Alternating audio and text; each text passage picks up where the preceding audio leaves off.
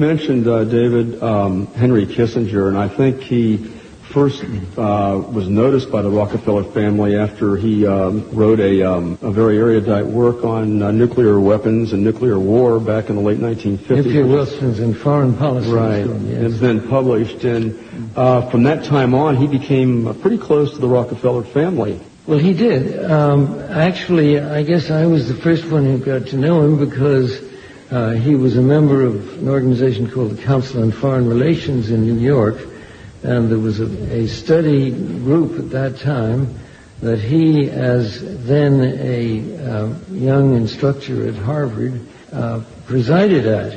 I was so impressed by him that I introduced him to my brother Nelson, who was then governor in New York and was then considering seeking the presidency of the United States.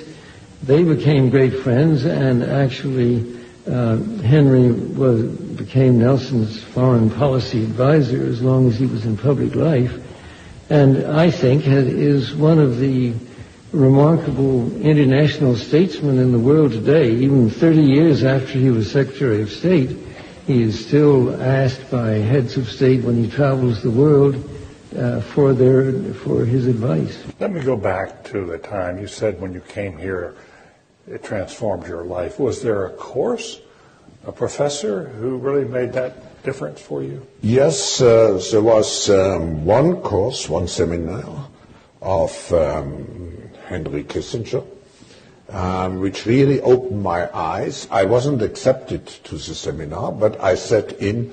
I think he let me in because I was German.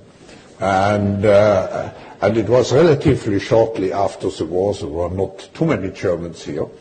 And this created a friendship which has endured until today. And Henry has been several times in Davos. And I think it was mainly participating in his seminars that I developed my interest for geopolitical affairs.